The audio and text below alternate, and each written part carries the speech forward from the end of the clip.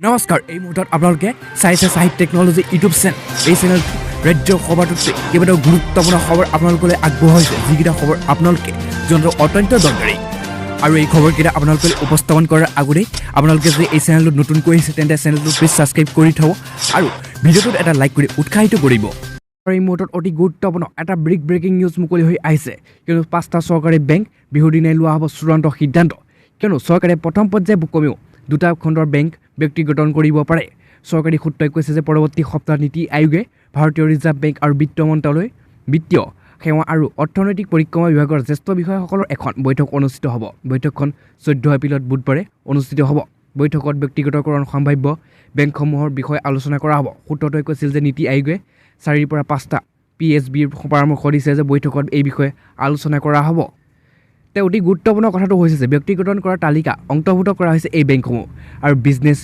standard আৰু এক প্ৰতিবেদন অনুসৰি নীতি আয়োগে 4ৰ পৰা 5টা বেংকৰ নামৰ পৰামৰ্শ দিছে আৰু বিশ্বাস কৰা হয় যে বৈঠকত যিকোনো দুটাৰ নাম নিৰ্ণয় কৰা হ'ব ব্যক্তিগতকৰণৰ তালিকাত bank of Maharashtra Indian overseas bank of India central বেংকৰ নাম আছে আৰু এই বেংকবোৰ শ্বেয়াৰবোৰেও পাম্পাৰ বৃদ্ধি দেখুৱাইছে কিয়নো ইয়াত কৈছে নীতি আয়োগে শেহতীয়াকৈ ভাৰতীয় ষ্টেট বেংকৰ বাহিৰে একত্ৰিত বেংকবোৰৰ ব্যক্তিগতন কৰা নহ'ব বৰ্তমান দেশত 12টা চৰকাৰী বেংক আছে প্ৰতিদিনৰ আধাৰত ব্যক্তিগতকৰণ তালিকাত SBI বাহিৰে পাঞ্জাৱ নেশ্যনেল বেংক আৰু ইউনিয়ন বেংক আৰু কানাডাৰ বেংক ইউনাইটেড বেংক অফ আৰু বেংক অফ বৰোদাৰ এই বেংকসমূহৰ নাম নাই সেয়ে ইয়াত কৈছে যে বাজেটত ব্যক্তিগতন কৰাৰ ঘোষণা কৰা হৈছে উল্লেখযোগ্য যে চৰকাৰে বাজেটত বেংকসমূহৰ ব্যক্তিগতন কৰাৰ কথা ঘোষণা কৰিছিল পৰৱৰ্তী ব্যৱসায়িক বৰ্ষত 2টা বেংক ব্যক্তিগতন কৰিবলৈ সাজু কৰা হৈছে ব্যক্তিগতনকৰণৰ তালিকাখনত bank of Maharashtra Indian overseas bank of India central বেংকৰ নাম আছে অৱশেষত ব্যক্তিগতন কৰাৰ বাবে এতিয়ালৈকে কোনো বেংক বাছনি কৰি লোৱা নাই বিত্তমন্ত্ৰী নিৰ্মলা সীতাৰমণে 1 ফেব্ৰুৱাৰী 2021 আৰু 22 বৰ্ষৰ বাজেটত উপস্থাপন কৰা সময় 2টা ৰাজহুৱা খণ্ডৰ বেংক এটা সাধাৰণ বীমা কোম্পানীৰ ব্যক্তিগতকৰণ প্ৰস্তাৱ দিছে এই মুহূৰ্তত অতি গুৰুত্বপূৰ্ণ এটা ব্ৰেকিং নিউজ মুকলি হৈছে কিন্তু মন্ত্ৰী ডক্টৰ হিমন্ত বিশ্ব শৰ্মাই হত্যাকাণ্ডক লৈ এক বৃহৎ সিদ্ধান্ত গ্ৰহণ কৰিছে কিয়নো কৈছে নিৰ্বাচনী হিংসাত প্ৰাণ যোৱা বিজেপি কৰ্মী হত্যাকাৰীক চিনাক্ত কৰা হ'ব হিমন্ত বিশ্ব শৰ্মা কিয়নো কৈছে নিৰ্বাচনী হিংসাত প্ৰাণ যোৱা বিজেপি কৰ্মী হত্যাকাণ্ডক চিনাক্ত কৰিব প্ৰথম পৰ্যায়ৰ নিৰ্বাচনৰ 2 দিন পূৰ্বে অৰ্থাৎ 25 মাৰ্চৰ নিশা বিজেপিৰ কাৰ্যালয়ৰ পৰা নিশাত 9 বজাত ঘৰলৈ উভতাৰ পথত দুষ্কৃতিকাৰী আক্ৰমণ কৰি বলি হৈ মৃত্যুবৰণ কৰা চতিয়াৰ সমষ্টিৰ নিষ্ঠাবান বিজেপি কৰ্মী তথা শোণিতপুৰ জিলাৰ যুৱ মৰ্চাৰ প্ৰাক্তন সভাপতি ৰাহুল জৈনৰ ঘৰত আজি উপস্থিত হয় স্বাস্থ্যমন্ত্ৰী হিমন্ত বিশ্ব শৰ্মা জামুগুৰিহাট বৰভগীয়া স্থিত প্ৰয়াতজনৰ ঘৰত দিনৰ 1 বজাত উপস্থিত হৈ প্ৰয়াতজনৰ প্ৰতিচ্ছবিত মূল্যপান কৰাৰ লগতে আৰু পৰিয়ালৰ প্ৰতি সমবেদন জ্ঞাপন কৰিছে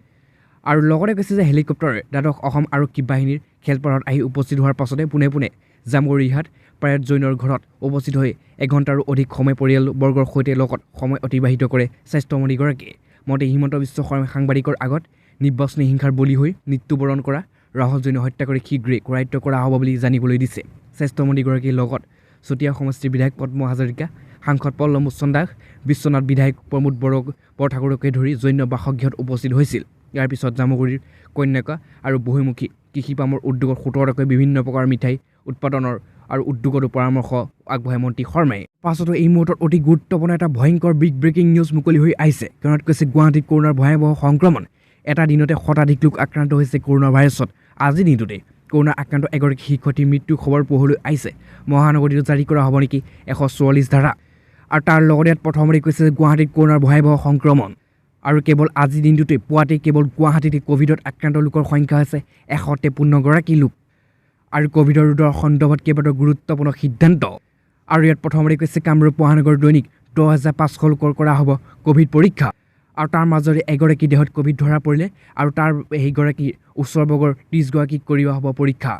আৰু তাৰ লগতে গুৱাহাটীত 144 ধাৰাৰ সন্দৰ্ভতো গুৰুত্বপূৰ্ণ ঘোষণা কিয়নো এই মুহূৰ্তত অতি ডাঙৰ কথাটো হৈছে যে পৰিৱেশ আহিতে 144 ধাৰাৰ বলবৎ সন্দৰ্ভত সিদ্ধান্ত গ্ৰহণ কৰা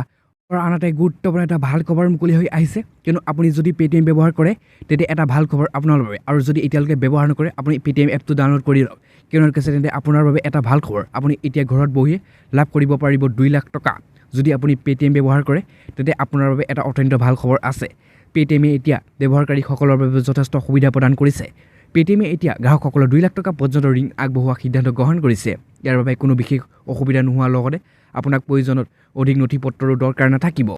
তেওঁ কৈছে যে পেটিএমে ইয়াৰ লাখ লাখ গ্ৰাহকক সহজে 2 লাখ টকা পৰ্যন্ত ঋণ প্ৰদান কৰি আছে কোম্পানীটোৱে শেহতীয়াকৈ ইয়াৰ তাৎক্ষণিক ব্যক্তিগত ঋণ সেৱা আৰম্ভ কৰিছে কোম্পানীটোৰ ঋণ আবেদনৰ বাবে গোটেই প্ৰক্ৰিয়াটো ডিজিটেল কৰাৰ লগতে ইয়াৰ বাবে বেংকলৈ গৈ কোনো নথিপত্ৰ দাখিল কৰাৰো প্ৰয়োজন নাই বুলি ইতিমধ্যে স্পষ্ট কৰিছে গ্ৰাহকসকলে মিনিটতে ঋণ ল'ব পাৰিব সেয়ে জানি লওক অহাৰ এই প্ৰক্ৰিয়া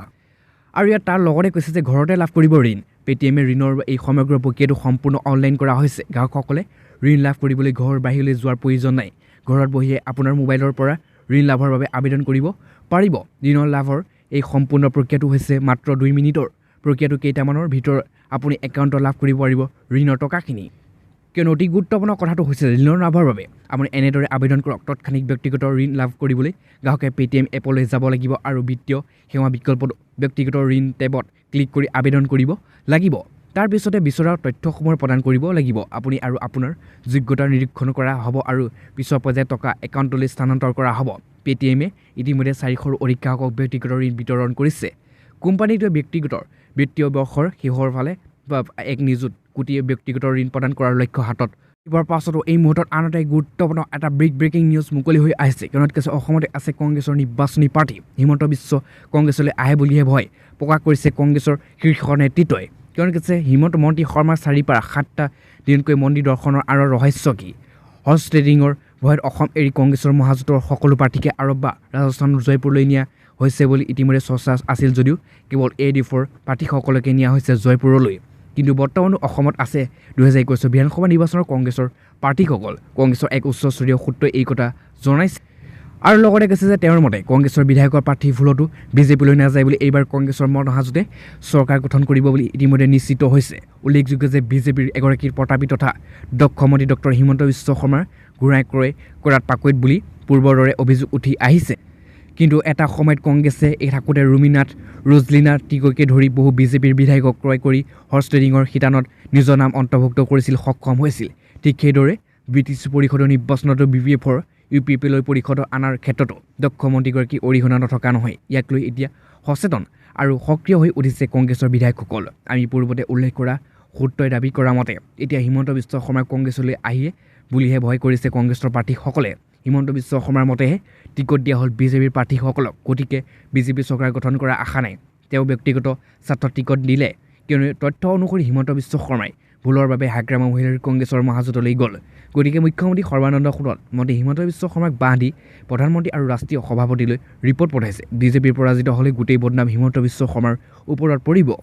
কিন্তু তাৰ লগতে কৈছে উল্লেখযোগ্য মন্ত্ৰী হিমন্ত বিশ্ব শৰ্মাৰ বিগত 4 পৰা 7টা দিনকৈ মন্দিৰ দৰ্শন কৰিছে মালিনী থান বটদ্ৰৱা থান মহামৃত্যুঞ্জয় মন্দিৰ কামাখ্যাকে ধৰি কালি ত্ৰিপুৰালৈকে মন্দিৰ দৰ্শন কৰা হিমন্ত বিশ্ব শৰ্মাই যোৱা বুলি সূত্ৰটোৱে প্ৰকাশ কৰিছে মানুহটো এতিয়া অস্থিৰ হৈ পৰিছে বিজেপিৰ 40ৰ পৰা 45গৰাকী বিধায়ক প্ৰাৰ্থী জয় হ'লে যদি 15গৰাকী বিধায়কে কংগ্ৰেছলৈ আহিলে তেনে ডাঙৰ কথা হ'ব গতিকে হিমন্ত বিশ্ব শৰ্মা কংগ্ৰেছলৈ অহাৰ ৰাস্তাটো বন্ধ কৰিব লাগে এটা নামত প্ৰকাশ অনিশ্চিত সূত্ৰটোৱে এইদৰে কৈছে ইপিনে BPFৰ বিধায়কৰ প্ৰাৰ্থীসকলৰ বিহাৰলৈ পঠিওৱা হৈছে বুলি প্ৰকাশ কৰা বাতৰি অসত্য বুলি প্ৰকাশ কৰিছে সূত্ৰটোৱে